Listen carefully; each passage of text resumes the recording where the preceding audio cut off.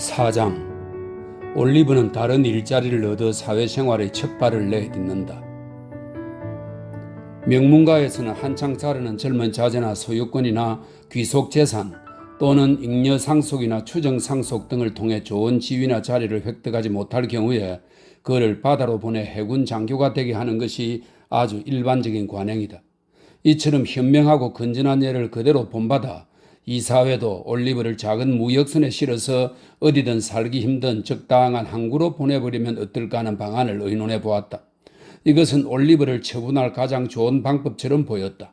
어느 날 선장이 식사 후 장난삼아 채찍으로 때려서 죽여버리든지 아니면 쇠막대로 두개골을 박살내버릴 가능성이 농후했거니와 이 두 가지 심심풀이는 아주 널리 알려진 대로 이 부류의 신사들이 몹시 즐겨하는 일반적인 오락이었기 때문이다. 이런 관점에서 문제를 바라보자 생각하면 생각할수록 이 사회의 눈에는 이 조치의 장점이 점점 더 많아 보였다.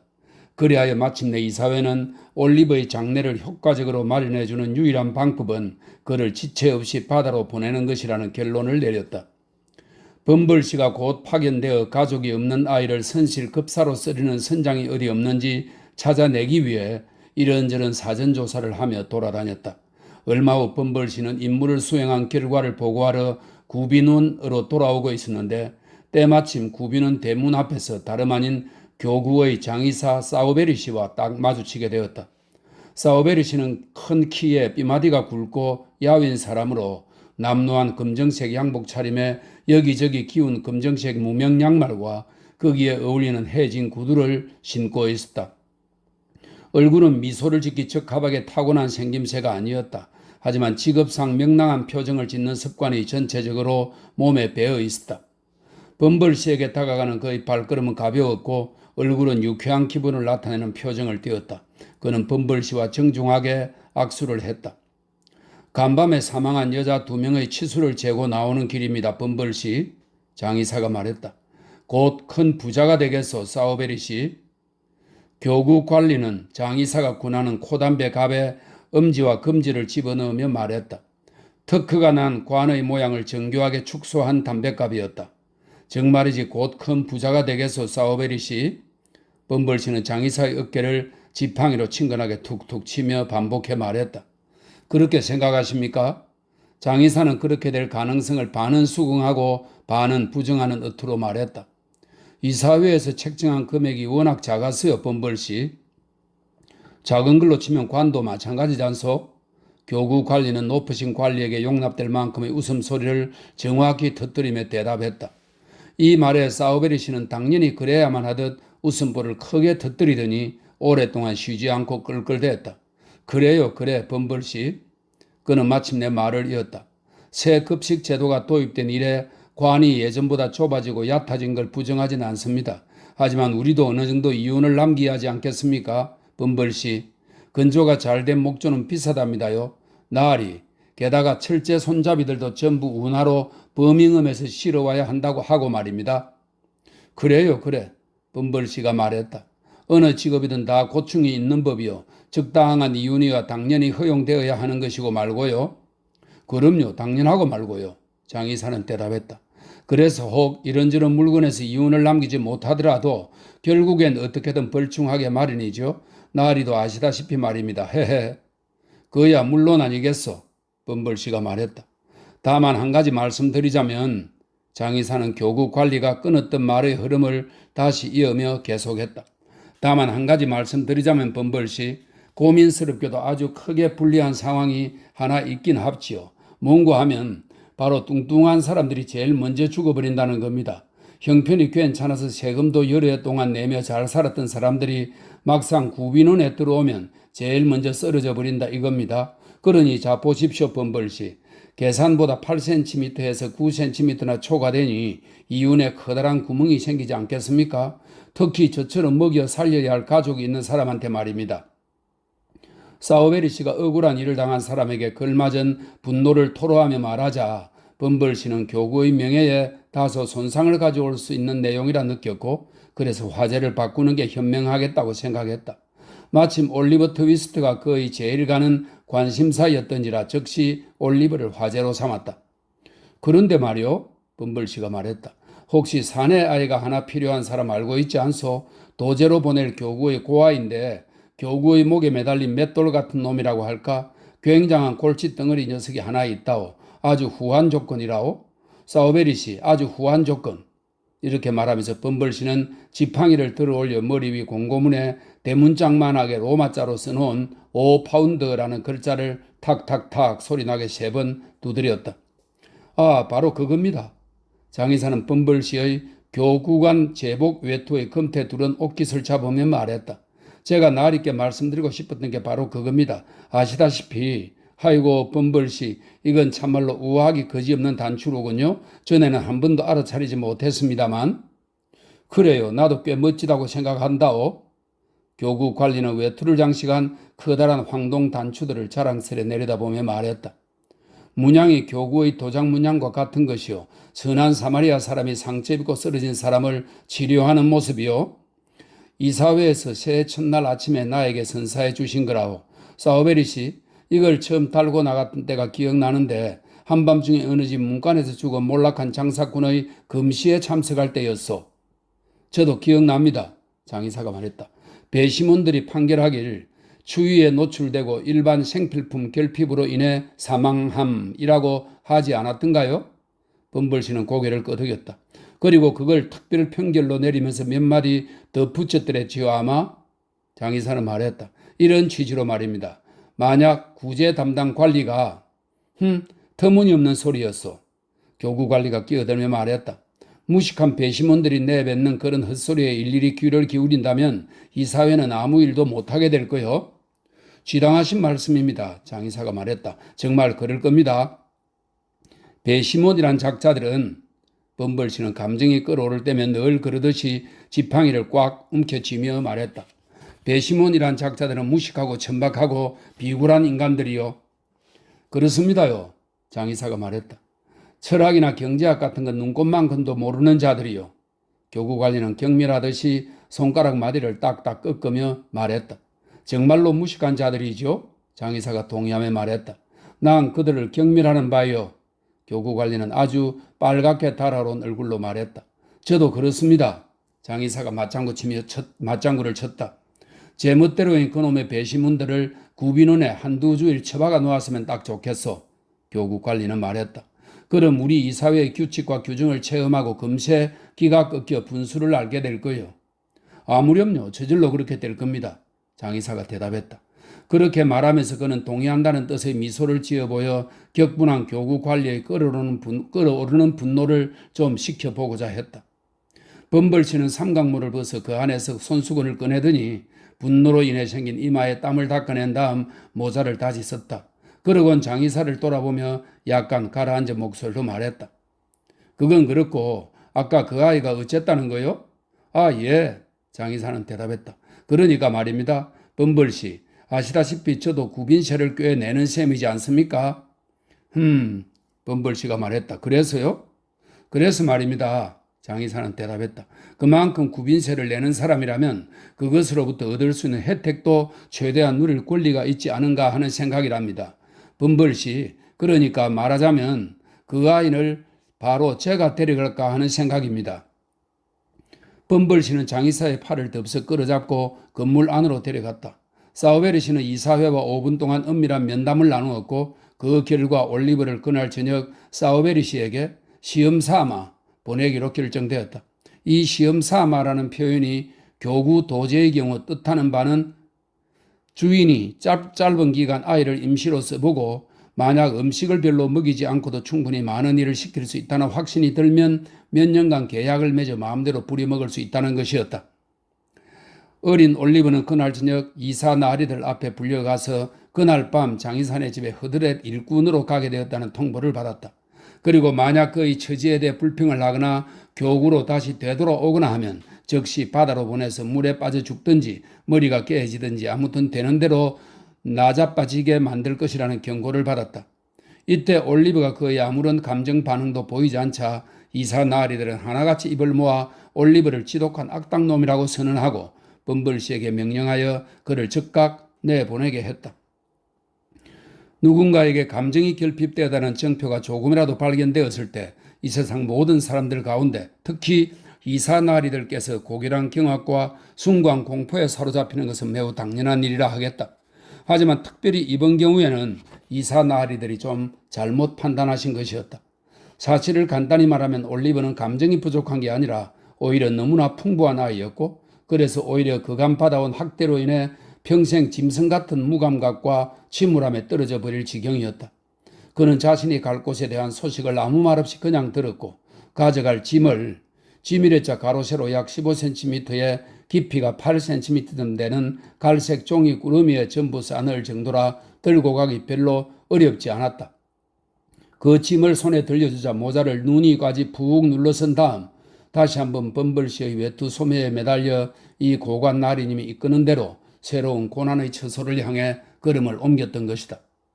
범벌씨는 한참 동안 올리브를 끌고 가면서 그에게 주의를 기울이거나 말을 건네거나 하지 않았다. 왜냐하면 교구 관리가 늘 그래야 하듯이 그는 고개를 꼿꼿이 세운 채 걸어갔기 때문이다. 바람이 많이 부는 날이라 어린 올리브는 범벌씨의 외투 자락이 바람에 날려 젖혀질 때마다 옷자락에 완전히 휩싸였는데, 그때마다 주머니에 윗덮개가 달린 범벌씨의 조끼와 플러시 천으로 된 황갈색 반바지가 한껏 맵시를 뽐내며 드러나곤 했다. 그러나 목적지에 가까워지자 범벌씨는 아이의 상태가 새 주인의 검사를 받기에 적합한지 아이를 한번 확인해 보는 게 좋겠다고 생각했다. 그는 자유롭게 보살펴 주는 듯한 적절하고 잘 어울리는 태도로 아래를 내려다 보았다. 올리브, 범벌씨가 말했다. 예, 나리. 올리브는 낮고 떨리는 목소리로 대답했다. 모자를 눈 위로 좀 밀어 올리고 고개를 들어보거라. 올리브는 즉시 시키는 대로 했다. 그리고 범벌씨를 잡지 않은 다른 손등으로 두 눈을 재빨리 훔쳤다. 하지만 범벌씨를 올려다보는 두 눈에는 눈물방울이 남아있었다. 범벌씨가 엄한 얼굴로 노려보자 눈물방울이 볼을 타고 흘러내렸다. 그리고 뒤이어 한 방울 또 한 방울 계속 흘러내렸다. 아이는 눈물을 그치려고 안간힘을 썼지만 헛수고였다.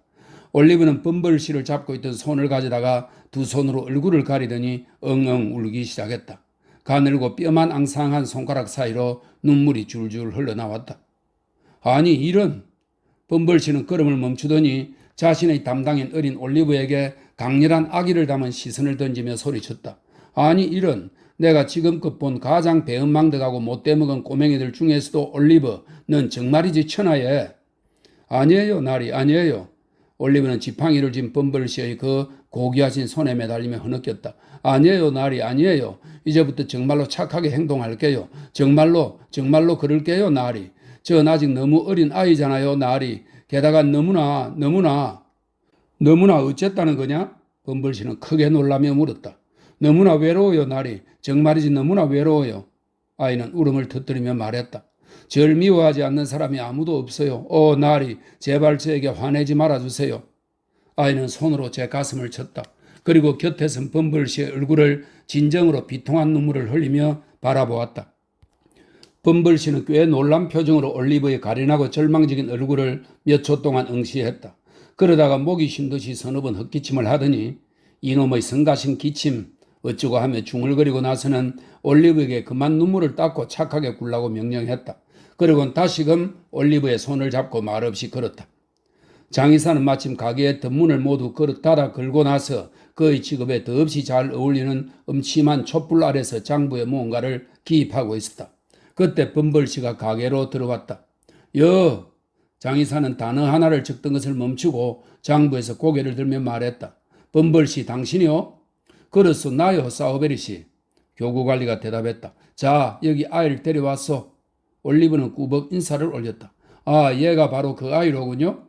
장의사는 머리 위로 촛불을 쳐들고 올리브를 좀 더 잘 살펴보며 말했다. 여보 사우베리 부인 이리 좀 잠깐 나와봐 주시겠소? 사우베리 부인이 가게 뒤편의 작은 방에서 나와 모습을 드러냈는데 작은 키에 훌쭉하고 아주 깡마른 여자로 심술사나운 얼굴을 하고 있었다. 여보, 사우베리 씨는 공손하게 말을 건넸다. 얘가 바로 내가 이야기했던 그 구비는의 아이라오? 올리브가 또다시 꾸벅 인사를 했다. 아이고 이런, 장의사의 부인이 말했다. 키가 정말 작은 아이군요? 글쎄요, 뭐 좀 작은 편이긴 하지요. 범벌씨는 좀 더 크지 않은 것이 올리브의 탓이기라도 하듯 올리브를 바라보며 말했다. 작은 건 사실입니다. 그걸 부인할 수는 없겠죠. 하지만 곧 잘할 겁니다. 사우베리 부인. 그럼요, 곧 잘할 겁니다. 물론 그렇겠죠. 부인은 퉁명스레 말했다. 우리 집 음식과 우리 집 물을 먹고 마시면서 말이에요. 교구의 고아들을 받아봤자 이득될 게 하나도 없다니까. 난 한 번도 그런 경우를 본 적이 없어요. 애들로 얻는 이익보다 먹여 살리는 비용이 언제나 더 많이 드니까요. 하지만 남자들은 항상 자기네가 제일 잘 안다고 생각해요. 야, 말라깽이 꼬맹이, 넌 아래로 내려가. 이렇게 말하며 사우베리 부인은 연문을 열고 가파른 계단으로 올리브를 떼밀었다. 계단 아래는 축축하고 어두운 돌 간방 같은 지하방이 나타났는데 석탄 저장실 입구에 있는 작은 방으로 따안에 부엌이라고 일컫는 곳이었다. 그곳에는 뒤축이 다른 신과 파랗고 긴 모직 양말을 신은 단정치 못한 여자아이가 하나 앉아 있었다.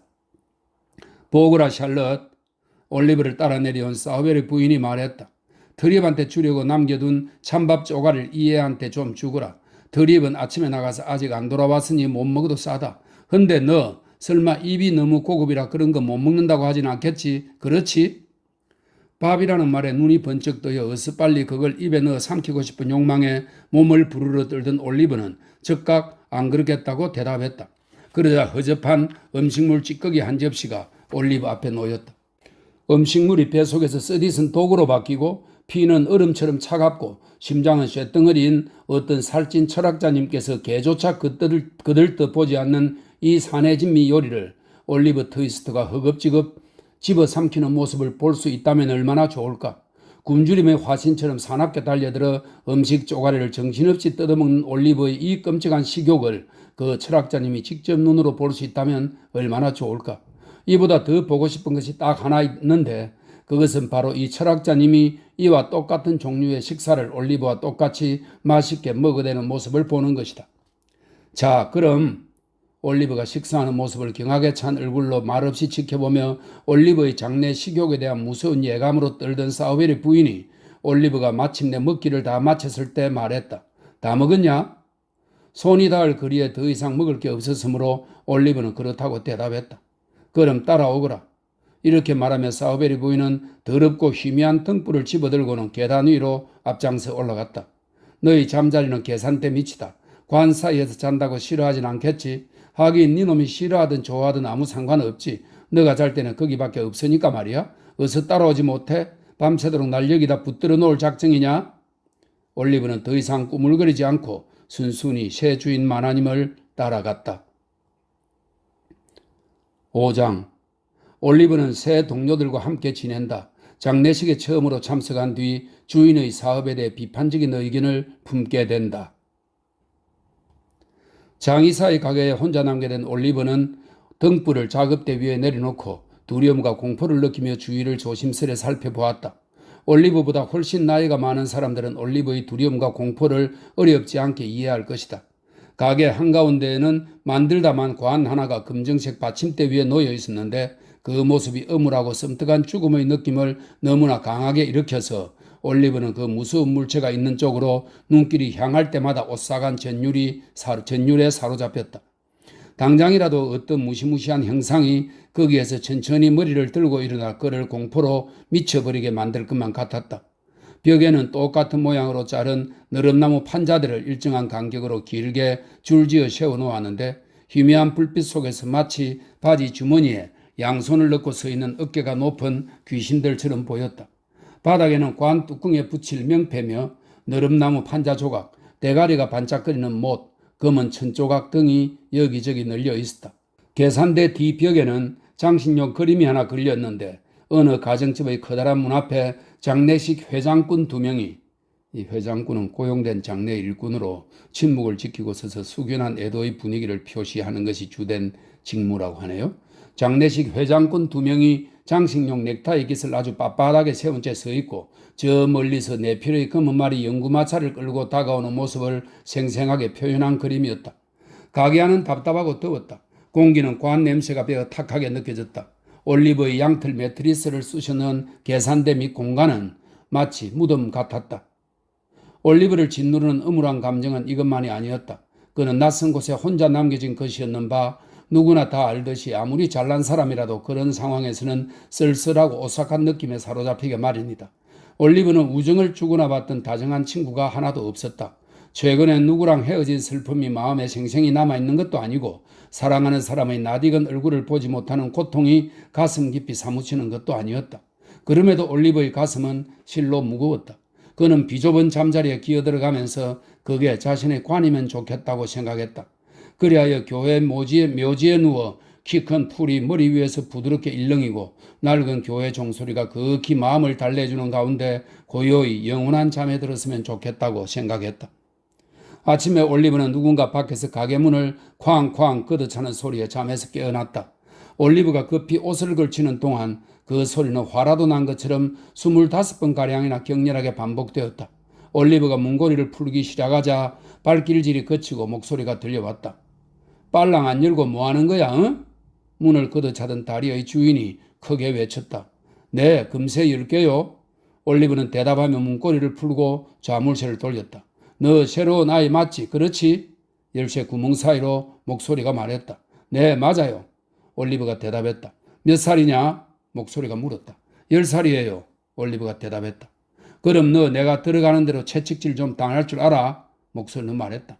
정말인지 아닌지 두고 봐. 자, 어서 열어. 이 구비는 새끼야. 이렇게 자비로운 약속을 하고 나더니 목소리는 휘파람을 불기 시작했다. 올리브는 조금 전 기록한 그 강한 격정의 표현이 지칭하는 행위를 너무나 자주 당했던지라 목소리의 소유자가 어떤 사람이든지 간에 자신이 맹세한 바를 한치의 어긋남 없이 명예롭게 수행하고 말리라는 점을 조금도 의심하지 않았다. 그는 떨리는 손으로 빗장을 당기고 문을 열었다. 올리브는 1, 2초 동안 길 위아래와 건너편을 둘러보았다. 그러면서 마음으로 확신하기를 열쇠 구멍 사이로 말을 걸었던 그 누군지 모르는 사람이 잠시 몸을 풀기 위해 몇 걸음 뒤로 물러났구나 했다. 왜냐하면 눈에 보이는 거라고는 집 앞의 말뚝에 올라앉아 버터 바른 빵 한쪽을 먹고 있는 키가 큰 자선학교 학생 하나밖에 없었기 때문이다. 자선학교 학생은 빵 조각을 주머니 칼로 입 크기에 맞게 쉐기 모양으로 자른 뒤 굉장한 속도로 먹어치웠다. 죄송한데요. 다른 방문객이 아무도 없는 것을 보고 올리브는 마침내 말했다. 혹시 문을 두드리셨어요? 그래, 내가 찾다 왜? 자선학교 학생이 대답했다. 관이 필요해서 오셨나요? 올리브는 순진하게 물었다. 이 말에 자선학교 학생은 몹시 흉포한 표정을 지으며 그런 식으로 윗사람들에게 금방진 농담을 던진다면 올리브야말로 머지않아 관이 필요한 신세가 될 것이라고 말했다. 너 내가 누군지 모르는구나. 그렇지, 구비는? 자선학교 학생은 말을 계속 이으며 덧붙였다. 그러면서 깨우쳐 주겠다는 듯이 말뚝 위에서 엄숙하게 내려왔다. 네, 몰라요. 올리브가 대답했다. 난 노 크레이폴씨이다. 자선학교 학생이 말했다. 그리고 너의 상급자님이시다. 자, 이 게으름뱅이 꼬마 악당아, 가게 뒷문이나 어서 열어라. 이 말과 함께 클레이폴 씨는 올리브를 발로 한 대 걷어차고는 위험있게 가게 안으로 들어가는데 위험을 부린 그 태도란 게 참으로 볼만한 광경이었다. 커다란 머리통에 눈이 조그맣고 어설프게 큰 체격에 표정은 흐리멍덩한 아이가 위험있게 보인다는 것은 어떤 상황에서든 어려운 법이다. 그런데 이런 매력적인 외모에 빨간 코와 노란 반바지 차림이 더해졌으니 얼마나 더 오죽하겠는가. 가게 뒷문을 다 걷어낸 뒤 올리버는 낮 동안에 그것들을 갖다 두는 집 옆의 작은 안뜰로 첫 번째 문짝을 들고 낑낑대며 가다가 그 무게에 눌려 유리창 하나를 깨고 말았다. 그러자 노어가 자비롭게도 거들어주러 나왔는데 그는 먼저 너 된통 혼날 거야 라는 확신에 찬 말로 위로를 해주고는 올리브에게 도움의 손길을 친히 베풀어 주었다. 곧 사우베리 씨가 내려왔다. 잠시 후 사우베리 부인도 나타났다. 올리브는 노어의 예언대로 한바탕 된통 혼나고 난 뒤 이 젊은 상급자님을 따라 아침을 먹으러 계단을 내려갔다. 이리 불 가까이로 와 노어, 샬럿이 말했다. 주인하듯이 아침상에 좋은 베이컨 한 조각 살짝 빼놓았어. 올리버, 넌 우리 노엇이 뒤의 그 문이나 닫고 빵 굽는 냄비 뚜껑에다 들어놓은 음식 조각이나 먹어. 차도 거기 있으니까 거기 상자 있는 대로 가서 마셔. 빨리 먹도록 해. 주인이 금세 가게를 보라고 부를 테니 말이야. 알았니? 알아들었냐 임마 구비는? 너 클레이폴이 말했다. 아니 너, 샬럿이 말했다. 너도 참 괴상하구나. 저 따위 애를 무엇 때문에 건드리는 거니? 무엇 때문에 건드리냐고? 노가 말했다. 하기야 말이 나왔으니 말이지. 저 애는 정말 건드리는 사람이 아무도 없지. 아빠도 없고 엄마도 없어서 간섭받을 일이 전혀 없고 친척들도 모두 얘가 제 멋대로 살도록 내버려 두니 말이야. 안 그래 샬럿? 히히. 아, 너는 참 재미있는 애야. 샬럿은 한바탕 웃음보를 터뜨리며 말했고 이어 노우도 거기에 동참했다. 웃음을 거친 후 두 사람은 불쌍한 올리버 트위스트가 방에서 제일 추운 구석에서 오들오들 떨며 상자 위에 앉아 그를 위해 특별히 남겨놓은 상한 음식 쪼가리를 먹는 모습을 경멸스럽게 쳐다보았다. 노우는 자선학교 학생이긴 했지만 구비는 고아는 아니었다. 또한 사생아도 아니었으니 혈통과 출생의 근원을 분명하게 확인할 부모가 바로 근처에 살았기 때문이다.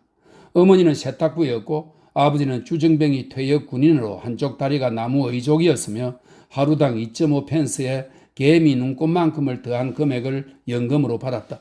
동네 가게 전문 아이들은 오래전부터 길거리에서 노을을 만나면 가죽바지 또는 자선학교 같은 불명예스러운 별명으로 그를 일컫는 습관이 있었는데 노을은 아무 대꾸도 하지 못한 채 그걸 견뎌왔다. 하지만 이제 운명의 여신이 세상에서 가장 천한 자조차도 손가락질하며 경멸할 수 있는 이름 없는 고아 하나를 그 앞에 던져주었으니 그는 자기가 받은 모욕을 이자까지 얹어서 이 고아에게 안갚음했던 것이다. 이는 우리에게 아주 흥미로운 사색거리를 제공한다. 즉 인간의 본성이 얼마나 아름다울 수 있는지, 온화하기 거지없는 심성이 높디 높으신 귀족나리와 천하디 천한 자선학교 학생에게서 얼마나 똑같이 공평하게 나타날 수 있는지를 잘 보여주는 예다. 올리버가 장의사의 집에 와서 머무른 지 3주쯤인가 한 달쯤인가 되었을 때였다. 사우베리 부부는 마침 가게를 닫고 자그마한 뒤쪽 거실에서 저녁 식사를 하는 중이었는데 사우베리 씨가 부인에게 존경 어린 눈길을 몇 번 건네더니 입을 열어 말했다. 여보. 그는 말을 계속해서 이어나갈 셈이었다. 하지만 그 순간 사우베리 부인이 유달리 심기가 불편한 얼굴로 쳐다보는 바람에 말을 멈추고 말았다. 그래 뭐요? 사우베리 부인이 날카롭게 말했다. 아니요 여보 아무것도 아니요. 사우베리 씨는 말했다. 어이구 저는 돼지 같은. 사우베리 부인이 말했다. 천만에요 여보. 사우베리 씨는 겸손하게 말했다. 당신이 얘기를 들을 기분이 아니듯 해서 그랬을 뿐이라오 여보. 그저 말할 게 좀 있어서 그런데 뭐냐면 그게 뭔지 나한테 말할 필요 없어요. 사우베리 부인이 끼어들었다. 난 하찮은 사람이에요. 그러니 제발 나랑 상의하려고 하지 말아요. 나 같은 사람이 어떻게 당신의 비밀에 참견하겠어요? 이렇게 말하며 사우베리 부인은 히스테릭한 웃음을 한번 터뜨렸는데 이것은 격렬한 사태를 예고하는 위험 신호였다. 하지만 여보, 사우베리가 말했다. 난 당신의 조언이 필요하오. 아니, 나 같은 사람한테 조언을 구하지 말아요. 사우베리 부인은 애처로운 어투로 대답했다. 조언은 다른 사람한테 구해요. 여기서 그녀는 다시 한번 히스테릭한 웃음을 터뜨렸고 이것은 사우베리 씨를 극심한 공포에 빠지게 했다. 이것은 아주 일반적이고 널리 입증된 부부관계의 처세술로 대개 그 효과가 아주 훌륭하다. 사우베리 씨는 즉시 간절히 부탁하는 처지로 떨어져서 부인에게 이야기할 수 있도록 특별한 호의를 베풀어 달라고 싹싹 빌었다. 사실 몹시 듣고 싶어 안달이 난 건 바로 그녀였는데 말이다. 1시간에 4분의 3도 안 되는 아주 짧은 시간 동안 실랑이를 지속한 끝에 부인은 마침내 지극히 자비롭게도 허락을 내려주었다. 그저 어린 트위스트 녀석에 관한 것인데 말이오 여보. 사우베리 씨는 말했다. 그 앤 얼굴이 정말 괜찮아 보이지 않소 여보? 당연히 그래야죠. 그만큼 처먹어야 되는데. 부인이 쏘아붙였다. 그 아이 얼굴엔 아주 흥미로운 어떤 우울한 표정이 있다오 여보. 사우베리 씨는 말했다. 이 아이를 장례식 회장꾼으로 쓰면 꽤 근사할 거요 여보. 사우베리 부인은 상당히 어리둥절한 표정으로 쳐다보았다. 그것을 알아차린 사우베리 씨는 훌륭하신 부인께서 무언가 말씀하실 틈을 주지 않고 곧바로 이야기를 계속했다. 어른들 장례에 참석하는 일반 회장꾼을 말하는 게 아니라 여보, 바로 아이들 장례 전용으로 쓰겠다는 뜻이요. 노소를 구분하여 거기에 맞게 회장꾼을 쓰는 건 아주 새로울 거요. 여보, 장담하건대 정말 훌륭한 효과를 낼 거요. 사우베리 부인은 장례업의 재반 사항에 관해 상당히 높은 감시관을 지녔는지라 이 참신한 발상에 크게 매료되었다.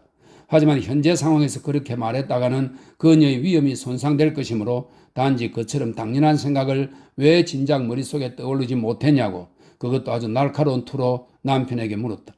사우베리 씨는 이것을 자기 제안에 대한 암묵적 성인으로 마땅하게 해석했고 그 결과 올리브에게 즉시 장의사 업무의 비법을 가르치기 시작할 것과 바로 다음번 장례 주문 때부터 주인 사우베리 씨와 함께 하도록 할 것 등을 신속하게 결정했다.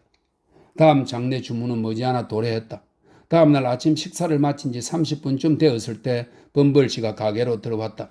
그는 지팡이를 계산대에 기대놓고 커다란 가죽 지갑을 꺼내더니 거기서 자그마한 종이 조각을 끄집어내 사우벨에게 전했다. 아하! 장의사는 생기 넘치는 얼굴로 종이 조각을 훑어보며 말했다. 관 주문이군요. 관 주문이 먼저고 그 다음으로 교구 장례식 주문이 있어. 범벌씨가 가죽 지갑에 끈을 묶으며 대답했다. 지갑도 범벌씨처럼 아주 뚱뚱해 보였다. 베이턴이라. 장의사는 종이 조각에서 눈을 들어 범벌씨를 쳐다보며 말했다. 한 번도 못 들어본 이름인데? 범벌은 고개를 설레설레 저으며 대답했다. 완고한 사람들이라요, 사우베리 씨. 아주 완고한. 더군다나 그만하기까지 한다오. 아니, 그만하기까지 하다고요? 사우베리 씨가 코웃음을 치며 외쳤다.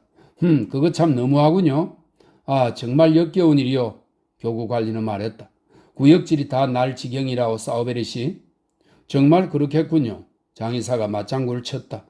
우리도 그저께 밤에야 그 집안 이야기를 들었다오. 교구 관리는 말했다. 게다가 그때도 우린 그들에 대해 아무것도 알지 못했을 거요. 같은 집에 사는 여자가 교구위원회에 와서 상태가 아주 심각한 여자가 있으니 교구 의사를 보내 좀 살펴달라고 요청하지 않았으면 말이요. 의사는 마침 식사를 나가고 없었는데 그래도 의사의 도제가 아주 똘똘한 청년이었다오. 의사의 도제가 즉석에서 약간의 약을 구두약병에 담아 보냈답니다. 신속하게 조치를 취했군요. 장의사가 말했다. 정말 신속한 조치였지요. 교구관리는 대답했다. 하지만 그 결과가 뭔지 아시오? 이 망나니 같은 자들의 배은망덕한 행위가 뭔지 아시오? 아니 글쎄 남편이란 작자가 약이 자기 마누라의 병에 맞지 않으니 먹이지 않겠다는 답장을 보낸 거요. 사우베리 씨. 마누라에게 약을 먹이지 않겠다는 답장을 말이요? 바로 일주일 전에 아일랜드의 노동자 2명과 석탄 나르는 인부 한 사람에게 먹여서 굉장한 효과를 보았던 약효 강하고 잘 듣는 훌륭한 약을 그것도 구두약병에 담아 공짜로 보내주었구만. 글쎄 그 작자가 마누라에게 먹이지 않겠다는 답장을 보낸 거라 이거요. 사우베리 양반. 극악무도한 이 만행이 마음속에 강렬한 실감으로 생생히 떠오르자 범벌씨는 지팡이로 계산대를 모질게 후려쳤고 얼굴은 분노로 벌겋게 상기되었다. 그 참, 장의사가 말했다. 그런 일은 정말, 그렇소, 정말 전대미문이요. 교구관리는 크게 외쳤다. 그야말로 전대미문의 일이요. 하지만 어쨌든 그 여자가 사망한 이상 우린 묻어줘야만 하고 그래서 지시가 내려온 거요. 가능한 한 빨리 일을 해치우면 좋겠소. 이렇게 말한 뒤 범벌씨는 교구 일로 너무나 흥분하고 열광한 탓인지 상강문을 거꾸로 선 채 가게 밖으로 뛰어나갔다. 어이구 올리브야. 범벌씨가 얼마나 화가 난지 너의 안부를 묻는 것조차 잊고 가버렸구나.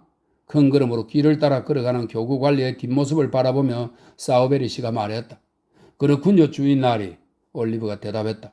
그는 두 사람이 대화를 나누는 동안 눈에 띄지 않게 조심스레 숨어 있었는데 범벌씨의 목소리를 생각만 해도 머리끝에서 발끝까지 부들부들 떨렸던 것이다. 하지만 올리브는 범벌씨의 눈을 피해 숨는 수고를 할 필요가 없었다. 왜냐하면 흰 조끼 신사의 예언에 아주 강한 인상을 받았던 이 관리 양반은 장의사가 지금 올리브를 시험삼아 떠맡은 이상 올리브가 7년 계약의 도제로 확실하게 묶이는 그 순간까지 그럼으로써 그가 교구의 손에 다시 돌아올 모든 위험이 효과적으로 그리고 법적으로 해소되는 그 순간까지 올리브 이야기는 피하는 게 좋다고 생각했기 때문이다. 그건 그렇고 사우베리 씨가 모자를 집어들며 말했다. 이런 일은 빨리 해치울수록 좋은 법이지. 넌 가게 좀 보거라. 그리고 올리브, 넌 모자를 쓰고 날 따라오너라. 지시받은 대로 올리브는 직무를 수행하러 가는 주인을 따라 나섰다. 두 사람은 읍내에서 인구가 가장 많고 집이 빽빽이 들어선 지역을 한동안 걸어갔다.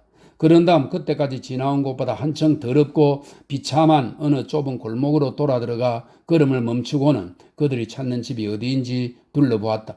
길 양편의 집들은 크고 높았지만 몹시 낡았고 가장 가난한 계급의 사람들이 새들어 살고 있었다.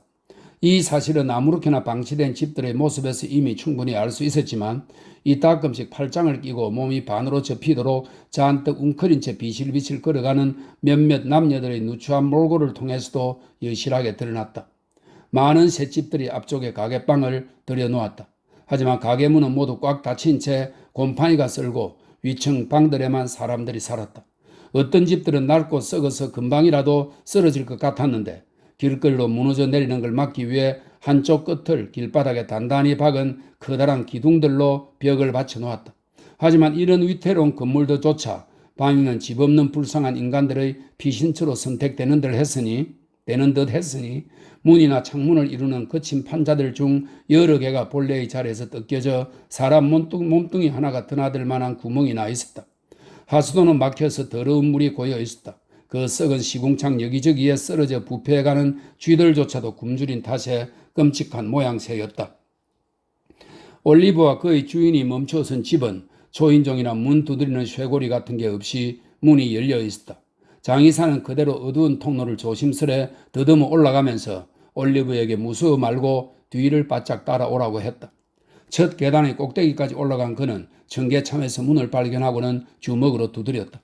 10살쯤 되는 여자아이가 문을 열었다. 장의사는 방 안의 모습을 엿보고는 그곳이 자기가 찾는 집임을 즉시 알아차렸다. 그가 안으로 들어갔고 올리브도 따라 들어갔다. 방 안에는 불기가 전혀 없었다. 하지만 남자 하나가 빈 벽난로 앞에 습관적으로 몸을 웅크린 채 앉아 있었다. 노파 한 사람도 차가운 벽난로 앞에 등받이 없는 낮은 의자를 끌어다 놓고는 남자 옆에 앉아 있었다. 다른 쪽 구석에는 누더기를 입은 아이들이 몇 있었고 문 맞은편 안쪽의 비좁은 공간에는 무언가가 낡은 담요로 덮여 바닥에 놓여 있었다.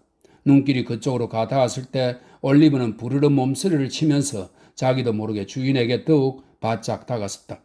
비록 담요로 완전히 덮었지만 그것이 시체라는 걸 직감으로 알았던 것이다. 남자는 얼굴이 야위고 몹시 창백했다. 머리카락과 수염은 희끗희끗했으며 두 눈은 충혈되어 있었다.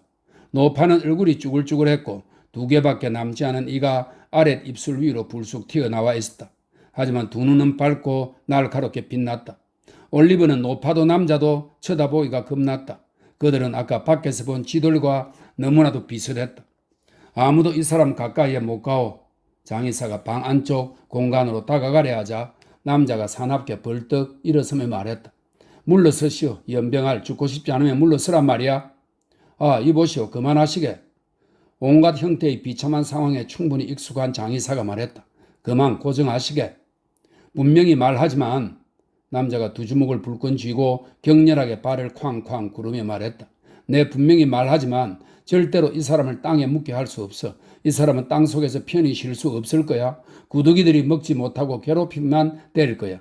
너무 야유어 구더기들이 파먹을 살조차 없단 말이야. 장의사는 이런 넋두리에 아무런 대꾸도 하지 않은 채 주머니에서 줄자를 꺼내서는 여자의 시신 옆에 잠시 무릎을 꿇고 앉았다. 아, 남자가 와라 울음을 터뜨리며 죽은 여자의 발치에 털썩 무릎을 꿇었다. 무릎 꿇으시오. 무릎 꿇어. 모두들 이 여자 주위에 무릎을 꿇으시오. 그리고 내 말을 들어보시오. 이 사람은 굶어 죽었다오. 난 이 사람 몸이 얼마나 나빠졌는지 몰랐어. 그러다 열이 오르고 마침내 뼈가 살 가죽을 뚫고 나올 정도까지 되었어. 집엔 땔감도 없고 양초도 없었어. 그녀는 어둠 속에서 죽어갔어. 깜깜한 어둠 속에서 말이오. 숨을 헐떡이며 아이들 이름을 힘겹게 불러댔지만 아이들 얼굴조차 볼 수 없었어.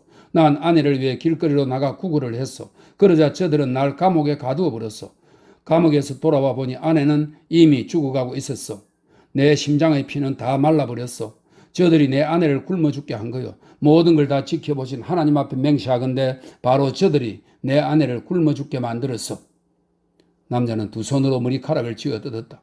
그러더니 크게 비명을 지르며 바닥에 엎드러져서는 눈동자를 고정한 채 입에 거품을 물고 대굴대굴 굴렀다. 겁에 질린 아이들이 고통스럽게 울어댔다. 이때까지 완전히 귀가 먹은 것처럼 아무런 반응 없이 잠잠히 있던 노파가 아이들을 마구 윽박질러 울음을 그치게 했다. 그러곤 아직 땅바닥에 사지를 뻗은 채 쓰러져 있는 남자의 넥타이를 풀어주고 장의사에게로 비틀비틀 걸어갔다. 이 아이는 내 딸이라오. 노파는 시신 쪽으로 고개짓을 하며 말했다. 그러면서 백치같이 곁눈질을 했는데 그것은 방 안의 비참한 시신보다도 더 소름 끼치는 기괴한 표정이었다. 아, 이런 세상에 참말로 이상한 느낌이군. 저 애를 낳은 나는 그때 나도 젊은 여자였지. 나는 이렇게 팔팔하게 살아서 웃고 떠드는데 저 애는 저렇게 차갑게 굳어서 저기 누웠다니. 이런 세상에 정말이지 생각할수록 꼭 무슨 연극 같다니까 연극. 가련한 노파가 끔찍한 명랑함으로 낄낄대며 중얼거릴 때 장의사는 그곳을 떠나려고 돌아섰다. 잠깐 멈춰요. 노파는 큰 소리로 속삭이듯 말했다. 이 아이 내일 묻을 거요? 아님 모레? 아님 오늘 밤? 염은 내가 해놓았어. 물론 장례 행렬에도 따라가야 하겠지. 커다란 외투 하나 따뜻하고 좋은 걸로 좀 보내주시구려. 날이 몹시 추우니까 말이요. 그리고 길을 나서기 전에 모두들 빵과 포도주도 좀 먹어야 하지 않겠소? 아니 그건 관두고 그냥 빵이나 좀. 그러니까 빵 한 덩어리하고 물이나 한 컵 보내줘. 어때 장의사 양반 빵 좀 먹게 해줄 수 있겠지? 노파는 문을 향해 다시금 걸음을 옮기려는 장의사의 외투자락을 붙잡고 간절히 말했다. 아 그럼요 물론입니다. 장의사가 말했다. 원하는 건 무엇든지 다 보내주겠어. 그는 노파의 손을 힘겹게 뿌리친 뒤 올리브를 잡아 끌고 서둘러 빠져나왔다.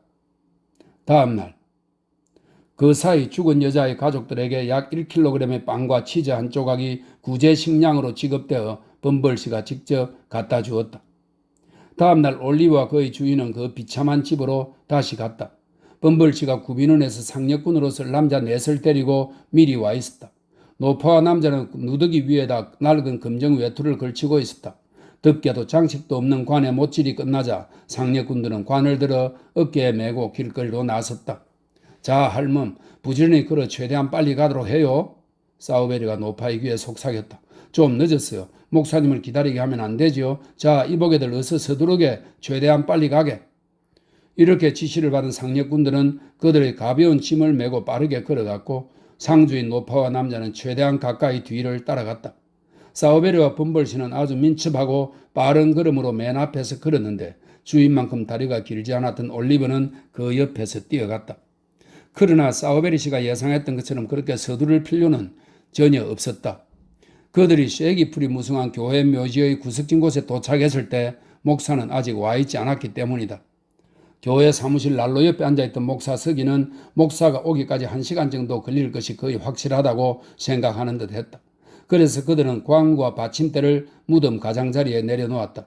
차가운 이슬비가 내리는 가운데 두 상주는 축축한 진흙땅 위에서 참을성 있게 기다렸고 그동안 장례 행렬에 이끌려 교회 묘지로 모여든 누더기 차림의 동네 조무래기들은 묘비 사이에서 시끄럽게 숨바꼭질을 하거나 장난삼아 관을 앞으로 뒤로 뛰어넘으며 시간을 보냈다.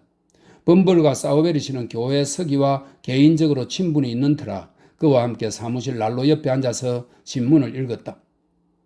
마침내 1시간 넘게 지났을 때 사우베리와 범벌 씨와 교회 서기가 무덤으로 달려왔다.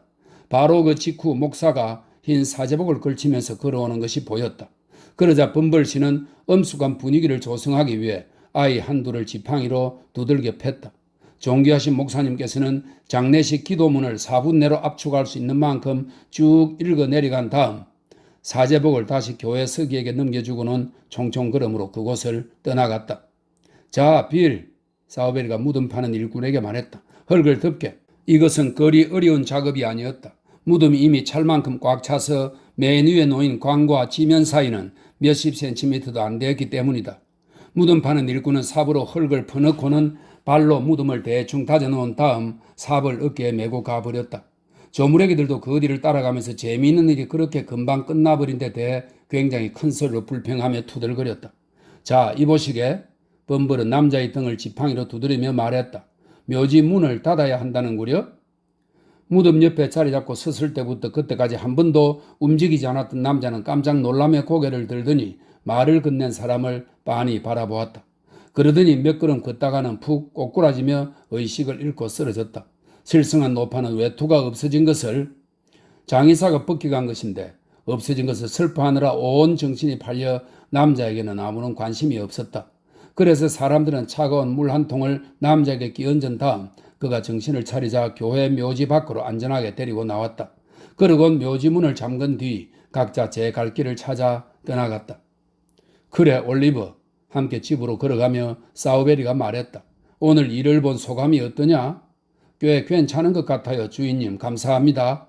올리브는 한참 망설이다가 대답했다. 아주 좋지는 않지만요 주인님. 시간이 지나면 익숙해질 거다 올리브. 사우베리는 말했다. 일단 익숙해지기만 하면 아무것도 아니란다 얘야. 올리브는 마음속으로 사우베리 씨가 이 일에 익숙해지기까지 아주 오랜 시간이 걸렸는지 어땠는지 궁금했다. 하지만 묻지 않는 게 좋겠다 생각했고 그래서 그냥 가게로 돌아가면서 그날 보고 들은 것들을 하나하나 돌이켜 보았다. 6장. 올리브가 노어의 조롱을 받고 화가 나서 행동을 취하자 노어는 다소 놀란다. 한 달간의 견습 기간이 지나자 올리브는 정식으로 도제가 되었다. 마침 그때는 병들어 죽어나가기 딱 좋은 계절이었다. 상업적인 용어로 말하자면 관의 수요가 급증하는 때였다. 올리브는 몇 주 만에 굉장히 많은 경험을 했다. 사오베리 씨의 창의적인 방안은 그의 가장 낙관적인 기대마저 넘어서는 커다란 성공을 거두었다.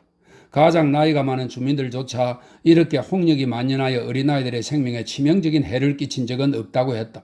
올리브가 인도한 장례 행렬이 부지 기수였는데 무릎까지 늘어진 상장을 모자에 달고 행렬 앞에서 걸어가는 어린 올리브의 모습은 읍내의 모든 어머니들에게 형언할 수 없는 찬탄과 슬픔을 불러일으켰다. 또한 올리브는 완벽한 장의업자에게 꼭 필요한 침착한 태도와 온전한 자제력을 습득하기 위해 대부분의 성인 장례식에 주인을 따라 참여했다. 그래서 그는 의지가 강한 몇몇 사람들의 아름다운 체념과 불굴의 용기로 시련과 상실을 견뎌내는 훌륭한 광경을 여러 차례 관찰할 수 있었다. 예컨대 사우베리에게 남녀 조카들을 굉장히 많이 둔 어떤 부잣집 노부인이나 노신사의 장례식 주문이 들어왔을 때를 보자.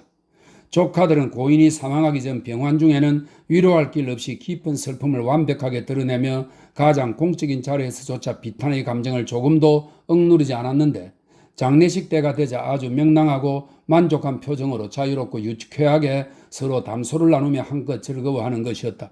마치 가슴 아픈 어떤 일도 전혀 일어나지 않은 것처럼 말이다. 남편 된 자들도 영웅적일 만큼 더없이 차분한 태도로 아내를 잃은 슬픔을 견뎌냈다. 부인들 역시 죽은 남편을 위해 상복을 차려입을 때 슬픔의 예복을 입고 비탄에 잠기기는커녕 상복이 가능한 한 잘 어울리고 매력적으로 보이도록 하는데 온 마음을 쏟는 듯 했다. 또한 하강과 매장 의식 중에는 비통한 격정에 사로잡혔던 신사숙녀들이 집에 도착하자마자 즉시 기분을 회복하더니 차를 다 마시기도 전에 완전히 평정을 되찾는 모습도 눈여겨볼 만했다. 이 모든 것들이 바라보기에 매우 즐겁고 유익했으니 올리브는 크게 감탄하며 지켜보았다. 올리버 트위스트가 이 훌륭한 사람들을 본받아 정말로 체념의 경지에 이르게 되었는지 어떤지는 비록 그의 전기를 쓰는 사람임에도 불구하고 필자는 조금도 자신있게 단언하기 힘들다. 다만 분명하게 말할 수 있는 것은 그가 여러 달 동안 노어 클레이폴의 지배와 학대를 온순하게 계속 받아들였다는 점이다. 노어는 처음보다 훨씬 심하게 올리버를 못살게 굴었는데 그것은 고참인 자기는 자선학교의 납작모자와 가죽 바지 차림 그대로 머물러 있는 반면 신참인 올리버는 성진에서 금정 지팡이에 상장이 달린 모자까지 쓰고 다니는 것에 질투심이 발동했기 때문이다. 그런 노어를 따라 샬럿도 올리버를 학대했다. 사우벨의 부인 또한 올리버의 확고부동한 원수였으니 단지 사우벨 씨가 올리버에게 잘 대해주는 경향이 있다는 이유 때문이었다. 그래서 한편으로 세 사람에게 시달리고 다른 한편으로 장례식이 넘쳐나는 사이에서 올리브는 어쩌다 착오로 양조장의 곡식 창고에 갇히게 된 굶주린 돼지 같은 그런 안락한 처지는 전혀 아니었다. 자, 이제 필자는 올리브의 인생 이야기에서 아주 중요한 대목에 이르렀다. 왜냐하면 필자는 여기서 거의 한 가지 행위를 기록해야 하는데 그것은 얼핏 하찮고 사소해 보일지 모르지만 그의 장래의 모든 전망과 진로의 실로 중대한 변화를 간접적으로 일으킨 행위이기 때문이다. 어느 날 올리브와 노어는 보통 때와 같은 오찬 시간에 부엌으로 내려와서 조그만 양고기 뼈조각 60g 정도의 가장 형편없는 목뼈 끝조각이었다 하는 설명이 있습니다. 조그만 양고기 뼈조각에 붙은 살점을 한바탕 물어뜯을 채비를 하고 있었다. 그런데 마침 그때 샬럿이 부엌에서 불려 나가는 바람에 잠시 시간이 지체되었고 배가 고픈 데다 심술까지 난 노 클레이폴은 그 시간을 값지게 보내는 방법으로 올리브를 약올리고 괴롭히는 것보다 더 좋은 것은 결코 없으리라는 생각을 하게 되었다. 노어는 이 순수한 장난에 몰두하여 두 발을 식탁 위에 걸치고는 올리브의 머리카락을 잡아당기고 귀를 비틀면서 그를 비열한 놈으로 생각한다는 의견을 표명했다. 나아가 올리브가 교수형을 당하게 될 때 그 바람직한 사건이 언제 일어나건 꼭 가서 볼 작정이라고 선언했다. 이 밖에도 다른 여러 가지 조잡한 이야기를 마구 해대며 올리브를 못살게 굴었으니 영락없이 심술궂고 악질적인 자선학교 학생이었다. 하지만 이 모든 조롱에도 올리브를 울리는 소기의 효과를 거두지 못하자 노어는 한층 더 우스운 작태를 보이기 시작했다. 그 와중에 그는 오늘날까지도 많은 졸렬한 자들이 노보다 훨씬 더 큰 명성을 지니고도 이따금 웃음꼴이 되고 싶을 때면 곧잘 저지르는 짓을 범했는 바 바로 다소 개인적인 문제를 건드린 것이었다. 야, 구비는, 노는 말했다. 네 엄마는 안녕하냐? 우리 엄마는 돌아가셨어. 올리브가 대답했다. 너 우리 엄마 얘기하지 마. 이 말을 할 때 올리브의 얼굴이 벌겋게 달아올랐고 숨은 가빠졌다. 그리고 입과 콧구멍이 묘하게 뒤틀렸는데 클레이폴 씨는 이것을 격렬한 울음을 터뜨리기 직전의 신호라고 확신했다. 이런 생각으로 그는 다시 공격을 개시했다. 무엇 때문에 죽었는데 그러냐? 구비는, 노우가 말했다. 마음이 아파서 돌아가셨대. 간호하던 할머니들이 그러셨어. 올리브는 노우에게 대답하기보다는 혼자 중얼거리듯 말했다. 마음이 아파서 죽는다는 게 어떤 건지 나도 충분히 알 것 같아. 얼레리 꼴레리 찔찔 짠데요, 구비원. 올리브의 뺨에 눈물이 한 방울 흘러내리자 노우가 말했다. 너 무엇 때문에 훌쭉대는 거냐? 너 때문은 아니야. 올리브는 급히 눈물을 훔치며 대답했다. 착각하지 마. 나 때문은 아니다 이거지. 노우가 비웃으며 말했다. 그래, 너 때문은 아니야. 올리브는 날카롭게 대답했다. 자, 그만해. 우리 엄마 얘긴 이제 더 이상 하지 마. 안 그러면 혼날 줄 알아? 뭐? 혼날 줄 알아? 노우가 외쳤다. 아니 뭐? 혼날 줄 알라고? 구비는 이놈이 감히 어따 대고 꼴에 우리 엄마 좋아하시네. 그래, 니깐 놈의 엄마니 얼마나 훌륭하시겠냐? 얼마나? 아이고 맙소사. 그러면서 노우는 의미심장한 표정으로 고개를 끄덕거렸다. 그러곤 조그맣고 빨간 코를 근육 운동으로 최대한 끌어당길 수 있는 만큼 치켜 올려 그 의미를 강조했다. 그러니까 임마 구비는, 노우는 올리브가 가만히 있자 더욱 대담해져 세상에서 가장 기분 나쁜 어조인 짐짓 동정하는 어조로 빈정대며 말을 계속 이었다. 그러니까 임마 구비는, 지금 그건 어쩔 수 없는 사실인 거야. 물론 너가 그때 어떻게 할 수 있었던 일은 아니지만 말이야. 그 점 나도 참 안타깝게 생각해. 정말이지 사람들 모두 다 그렇게 생각하며 늘 몹시 불쌍히 여겨. 하지만 임마 구비는, 넌 알아야 돼. 네 엄마는 진짜로 완전히 걸러먹은 여자였어. 너 지금 뭐라고 했어? 올리브가 갑자기 고개를 획 들고 노려보며 물었다. 진짜로 완전히 걸러먹은 여자라고 했다. 왜 구비는? 노우는 아무렇지도 않게 대답했다. 그래서 말이다 구비는, 네 엄마 그때 그렇게 죽어버린 게 잘 때도 한참 잘 된 거였어. 그렇지 않았으면 감옥이나 수용소에서 중노동을 하거나 유배를 가거나 교수형을 당했을 거라고? 아마 그 중에서도 교수형을 당했을 가능성이 제일 클 걸, 안 그래? 올리브는 분노로 얼굴이 시뻘겋게 달아오르며 벌떡 일어났다.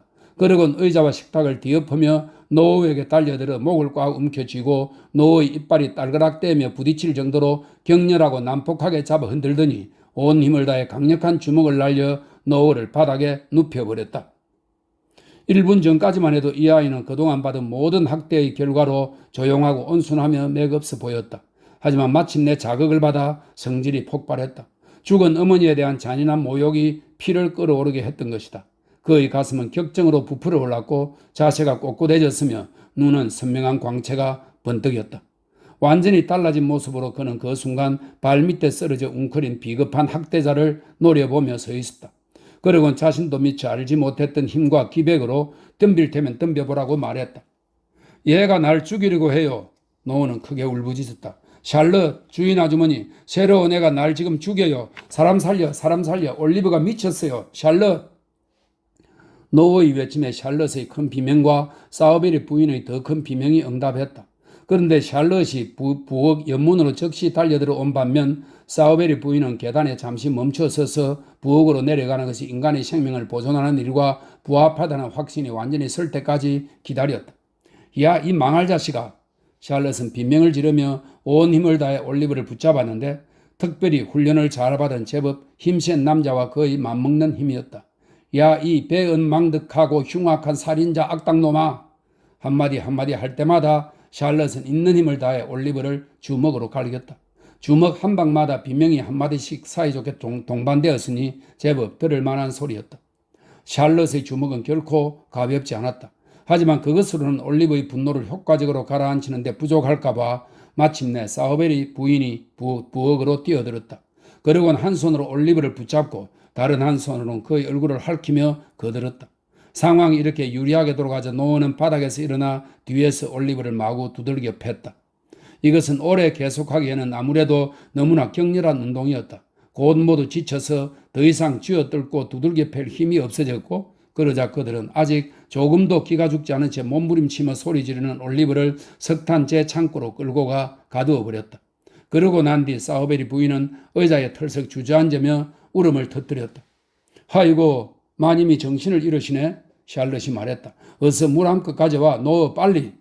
아, 샬럿, 사우베리 부인이 말했다. 그녀는 있는 힘을 다해 간신히 입을 열었는데 숨이 아직 가쁜 데다 노우가 머리와 어깨 위로 찬물을 잔뜩 쏟아부었기 때문이다. 아, 샬럿, 우리 모두 잠자다 살해당하지 않은 게 얼마나 다행이란 말이냐. 아, 정말 다행이고 말고요, 마님. 샬럿의 대답이었다. 이번 일을 교훈 삼아 태어날 때부터 살인자와 강도인 저런 끔찍한 놈들은 주인 어르신께서 더 이상 고용하는 일이 없기만을 바랄 뿐이에요. 불쌍한 노우, 제가 들어봤을 때 노우는 거의 죽은 목숨이었어요, 마님. 불쌍한 것. 사우베리 부인은 자선학교 학생을 동정에 찬 얼굴로 바라보며 말했다. 노우는 조끼 맨 위 단추가 올리브의 머리 꼭대기보다 높을 만큼 큰 아이였는데 자신에게 이렇게 연민이 쏟아지자 양 손목 안쪽으로 두 눈을 훔치며 얼마가 내추롭게 눈물을 훌쩍이는 연기를 해 보였다. 자, 이제 어떻게 한단 말이냐? 사우베리 부인이 큰 소리로 말했다. 너희 주인님은 집에 안 계시고 집안에 남자 어른은 하나도 없고 저놈은 10분이면 저 문을 박차고 나올 기세고 올리버가 문제의 그 문짝을 몸으로 격렬하게 들이받는 상황으로 볼 때 실제로 그렇게 될 가능성이 매우 높아 보였다. 아이고, 이런 어쩌지요, 마님? 샬럿이 말했다. 경찰을 불러야 하지 않을까요? 아니면 군인들을 부르든지요. 클레이폴 씨가 제안했다. 아니야. 사우베리 부인이 문득 올리버의 옛 보호자를 떠올리며 말했다. 범벌 씨한테 달려가거라, 노우야. 그리고 즉시 이리 오라고. 1분도 지체 말고 달려오라고 하거라. 모자는 안 써도 된다. 어서 달려가거라. 뛰어가면서 칼을 먹던 눈에 대고 가거라. 그럼 부은 게 가라앉을 거다. 노우는 대답도 하지 않고 즉시 전속력으로 달려나갔다. 거리를 걷고 있던 사람들은 자선학교 학생이 모자도 안 쓴 채 한쪽 눈에 접는 칼을 대고는 거리를 정신없이 질주하는 것을 보고 크게 놀라워했다.